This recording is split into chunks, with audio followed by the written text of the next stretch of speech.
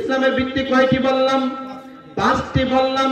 কোন মুসলমানের সন্তান যদি 5টি ভিত্তি যদি না মানে সে মুসলমান দাবি করতে পারবে না। তার মধ্যে 2 নম্বর ইকামুস সালাত, নামাজ প্রতিষ্ঠা করা। আজ আমাদের মুসলমানের সন্তান এমন রয়েছে নামাজ পড়ে না কিন্তু তারা ইমানদার দাবি করে, এরকম জোড়া আছে কিনা নাই?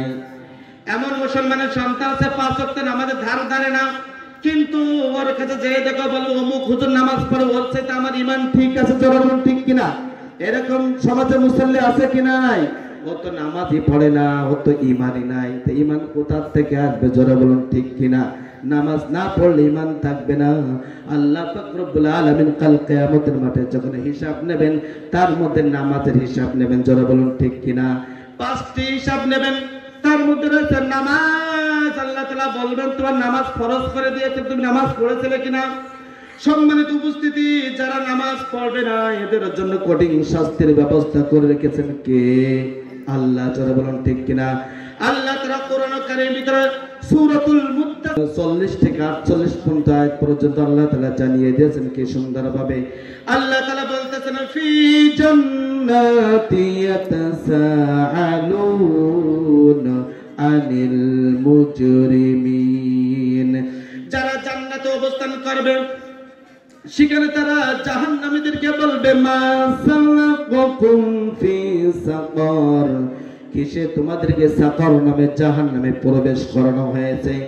জান্নাতবাসীরা জাহান্নামবাসীদেরকে বলবে কোন কারণে তোমরা জাহান্নামে এসেছো? তোমরা তো দুনিয়া থেকে তোমাদেরকে তোমাদের তো হায়াত ছিল, আল্লাহ তাআলা ধন দৌলত দিয়েছিল, টাকা পয়সা মালিক তোমরা ছিলে, কোন কারণে আজকে জাহান্নামে আসলে? তারা বলবে জাহান্নাম থেকে তারা উত্তর দেবে কারণ কি? যারা জাহান্নামে থাকবে, আমি তাফসীরের ভিতরে দেখছি, যারা জান্নাতে থাকবে যারা জাহান্নামে থাকবে, জান্নাত থেকে তারা ডাক দিয়ে বলবে, তারা কিন্তু সরাসরি মনে কথা বলছে। আমি যখন আপনাদের সামনে কথা বলছি আপনারা আমাকে দেখতে পাচ্ছেন, আমি আপনাদের দেখতে পাচ্ছি। যারা জান্নাতে থাকবে তারা জাহান্নামদেরকে দেখতে পাবে, আর জাহান্নামবাসীরা জান্নাতবাসীদেরকে দেখতে পাবে। এটা কিন্তু আল্লাহর কথা, কোরআন কারীমের কথা, তাফসীরে মুফাসসিরে কিরাম ব্যাখ্যা দিয়ে জানিয়েছেন। কিন্তু এটা দূরত্ব থাকবে, লক্ষ লক্ষ মাইল দূরত্ব থাকবে। এই লক্ষ লক্ষ মাইলের ভিতরে তারা কথা বলবে। তারা জাহান্নামবাসীরা বলবে 4টি অপরাধের কারণে জাহান্নামে এসেছে। কয়টা অপরাধ বলেন দেখি? 4টা অপরাধের কারণে জাহান্নামে এসেছি। কোরআন কারীম ব্যাখ্যা দিয়ে জানিয়েছেন, বলু জাহান্নামবাসীরা বলবে লাম নাকু মিনাল মুসাল্লিন, আমরা নামাজ পড়তাম না, আমরা নামাজ পড়তাম না। 1 নম্বর তারা কি বলবেন? যে আমরা নামাজ পড়তাম না, মুসল্লি ছিলাম না। মুসল্লি কাদেরকে বলা হয় বলেন দেখি? যারা খোঁজ খাবলা নামাজ পড়ে দেখি মুসল্লি বলা হয়। ফজরের নামাজ পড়ে, জোহরের খোঁজ থাকে না, আসরের নামাজ পড়ে, মাগরিবের খোঁজ থাকে না, এদেরকে মুসল্লি বলা হয়। মুসল্লি ওদেরকে বলা হয় যারা 5 ওয়াক্ত নামাজ জামাতের সহিত আদায় করে, ওদেরকে মুসল্লি বলা হয়। জোরে বলুন ঠিক কিনা? আর যারা খোঁজ খাবরা নামাজ পড়ে এদেরকে মুসল্লি বলা হয় না। এদেরকে কি বলা হয় না? মুসল্লি বলা হয় না। 1 নম্বর অপরাধের কথা বলবে আমরা নামাজ পড়তাম না।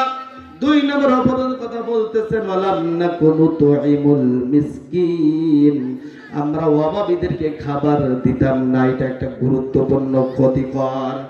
যাদের বড় লোক আছে, যারা বড় লোক আছে, টাকা পয়সার মালিক আছে, গরিব মিসকিন অভাবী লোক যারা আছে, এদেরকে খাদ্য খাবার দিতে হবে কি দিতে হবে না? এদের খাদ্য খাবার আমাদেরকে দেওয়া লাগবে। জোরে বলুন ঠিক কিনা? যদি আমি আপনি যদি তাদেরকে দেখাশোনা না করি, কাল কিয়ামতের মাঠে আমাকে আপনাকে জবাবদিহি করা লাগবে। জোরে বলুন ঠিক কিনা? প্রতিবেশী যারা আছে না খেয়ে থাকে, এই যে মাহে রমজান মাস এসেছে, রমজান মাসে এমনও গরিব ভাইরা আছে, এতিম ভাইরা আছে, মিসকিনরা আছে, তারা অসহায় অদরিদ্র। জোরে বলুন ঠিক কিনা? কারো কাছে হাত পাতে না, এরকম মানুষ সমাজে আছে কি নাই? এদেরকে দেখাশোনা আমার আপনার করা লাগবে। 2 নম্বর বলবে আমরা এতিম মিসকিন যারা ছিল তাদেরকে আমরা খাবার দেই নাই, এই কারণে আজকে জাহান্নামে এসেছি। 2 নম্বর অপরাধ।